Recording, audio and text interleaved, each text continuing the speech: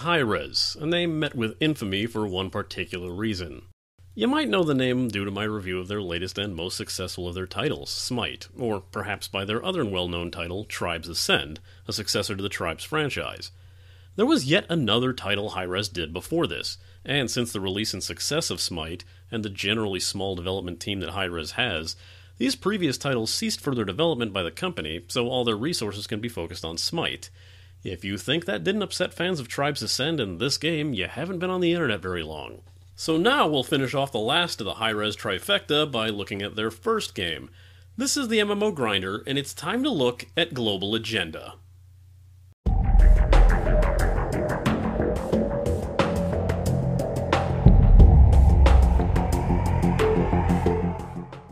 Global Agenda is a sci-fi shooter MMO taking place in a post-apocalypse, not unlike the titles Firefall and Defiance, except with some major gameplay differences. To say Global Agenda is on the back burner is an understatement. The game doesn't even have a homepage anymore. Clicking on Hi-Rez's Store tab only lets you select from Smite and Tribes Ascend. Don't expect all that much when you start out, is all I'm saying. So, is the game still worth a look? Let's find out.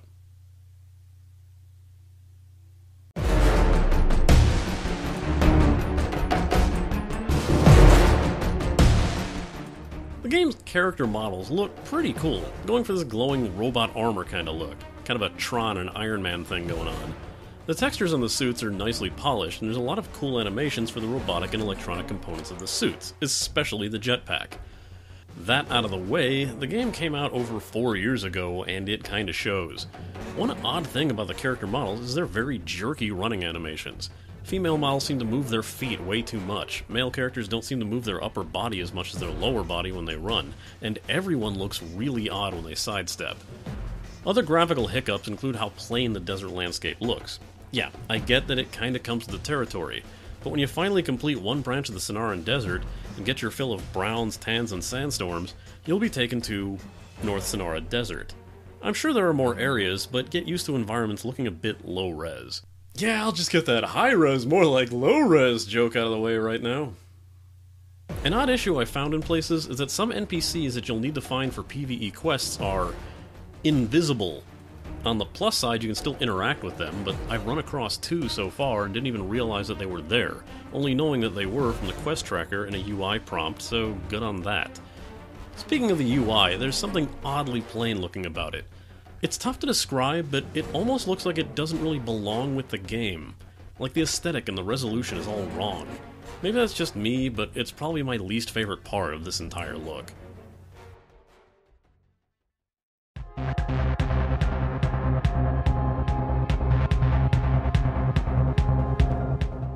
Global Agenda with the techno-sci-fi look also goes with a techno-sci-fi sound. Despite a few tracks with orchestrations, there is mostly techno-industrial tracks to help accent the combat, when you hear it. Again, like most shooter MMOs, sound is at the forefront, and most of what you're going to be hearing, especially in the gunplay. There's a bit of sci-fi elements implemented in the gunplay, but it's really more of a rat-a-tat-tat than a pew-pew. Yeah, I'm getting really bad at describing this. There's also plenty of voice acting in the game, with some of the quests being voice acted, but most of it being background chatter. This isn't a title that would hurt if you provided your own music or background noise for it. Not that the soundtrack isn't worth checking out.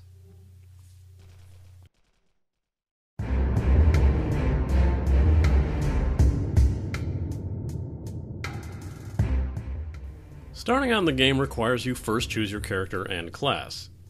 Classes consist of the Assault, Recon, Robotics, and Medic. Assault classes are the defensive heavy gunners, adept with miniguns and launchers, and wielding an axe for melee.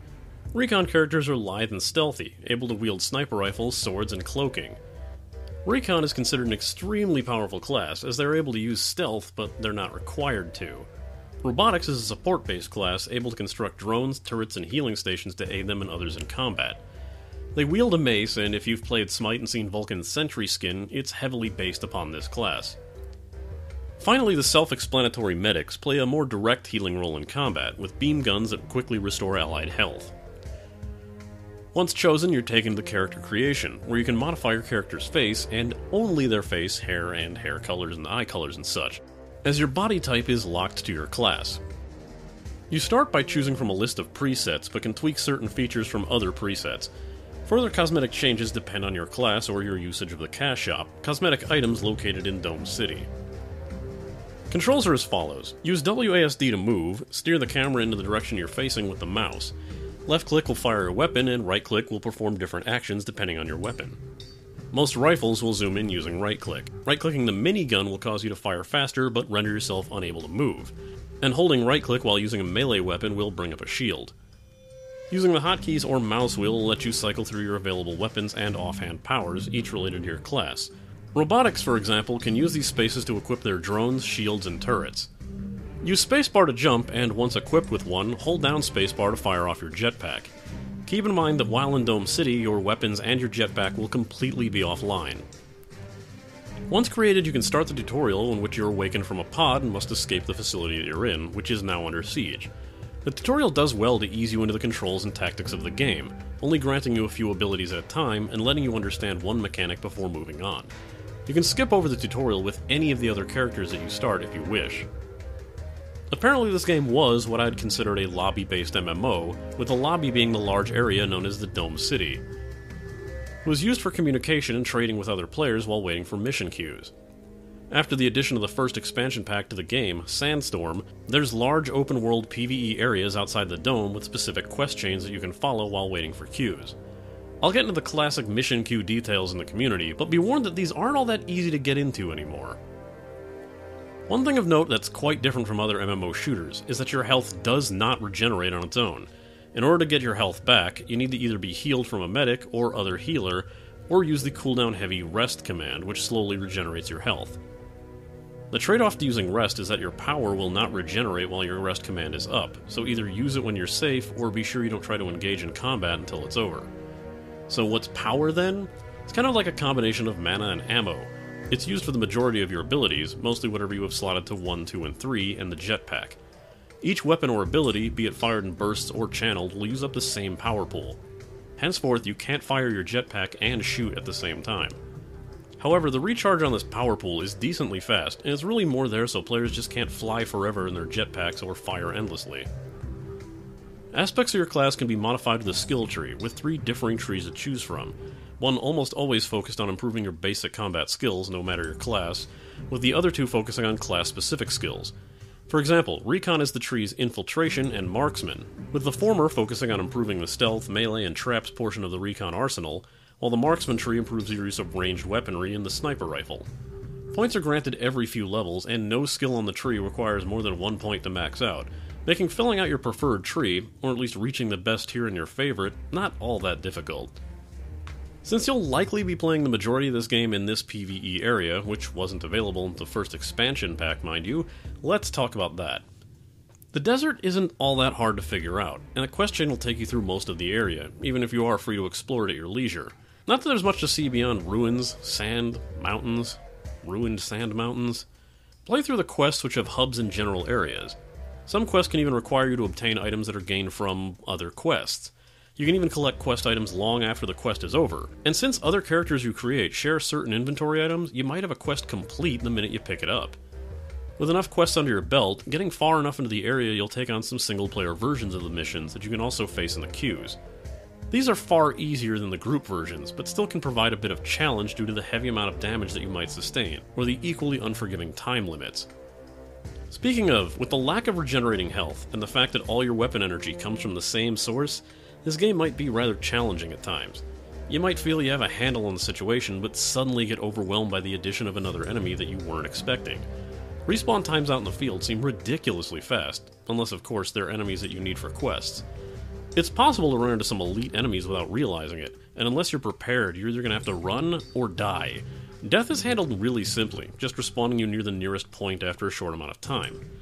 On the plus side, other players aren't going to be too much of a detriment, so let's get into what I can remark about the community.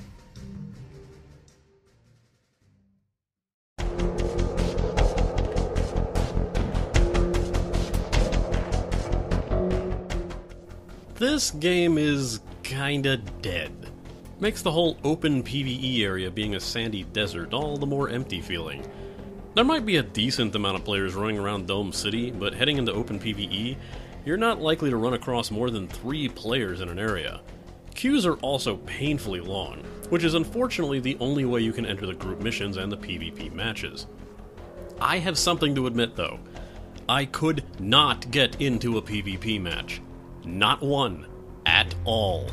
I was in queue for hours, and not once did a match ever pop up.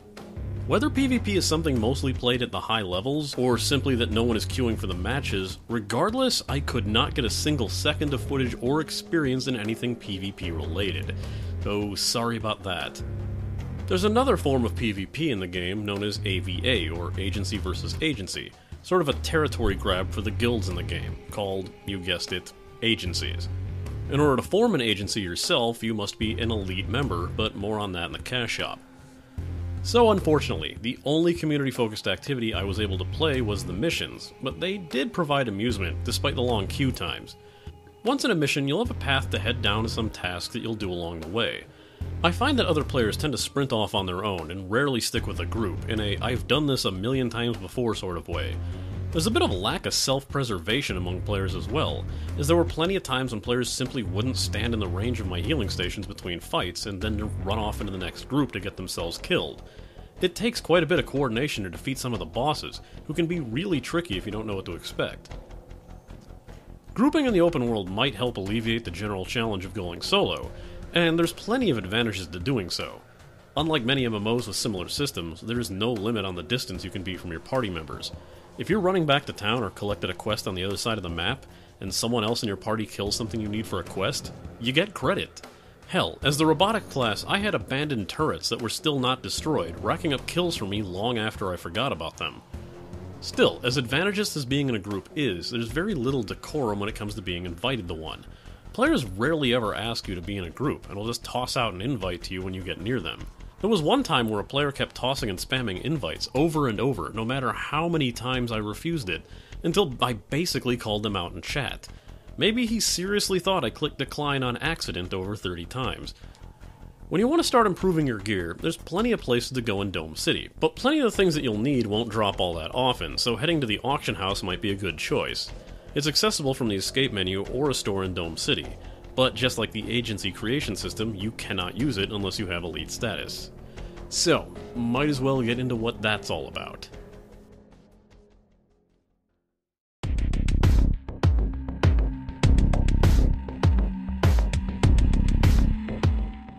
So, elite status.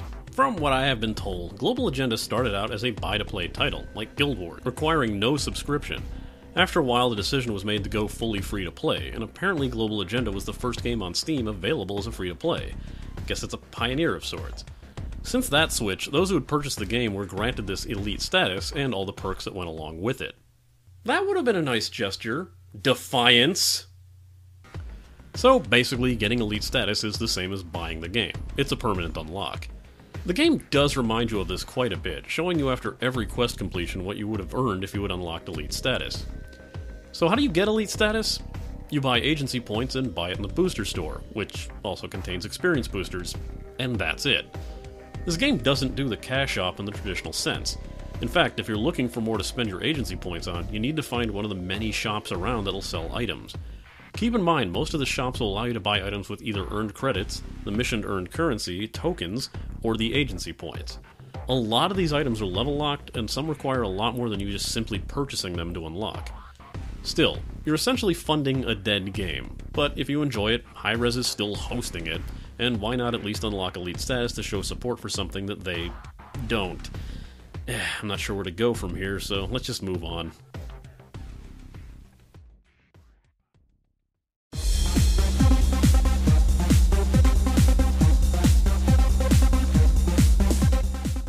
So, while I might have finally concluded the Hi-Rez trilogy, the first entry in their library is easily the weakest. But had I not played Defiance or Firefall beforehand, I could have probably really gotten into this game. Perhaps if you prefer something quieter to play, this game might have something to offer, but it's really tough to get into something that's so clearly being ignored by the developer, especially when there are quite a few more options in this genre out there. Here's my final rating. Out of the MMO shooters on the market, Global Agenda is probably the easiest to get into and understand.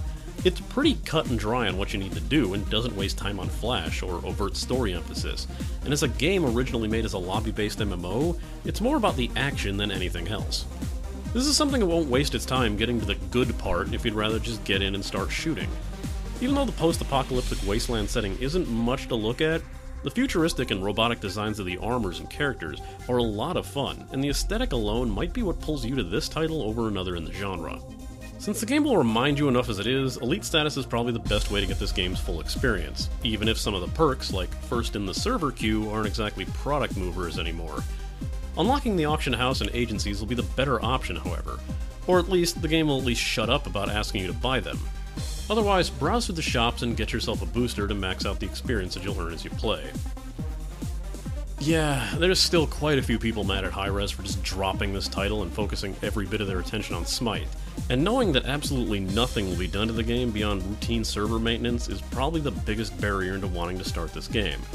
Clearly a lot of people felt this way, as almost no one seems to be playing, and traversing a massive desert wasteland is made all the more painful when you're the only one in it. This also keeps you from getting into a lot of the game's more fun aspects, as the queues for getting into missions and PvP are absurdly long now, and hardly worth the wait if your party members quit after the first death. I literally could not get a PvP queue to come up ever, and the missions can range from a tolerable 15-minute wait to an "oh yeah, I forgot I was queued" amount of a couple hours. If missions and PvP are your main goal for playing this game, definitely search elsewhere. Next time, I'll be looking at a title that I was requested to do by a patron, one that I was kinda starting to swear I would never do due to its rampant fanbase. This ought to go wonderfully.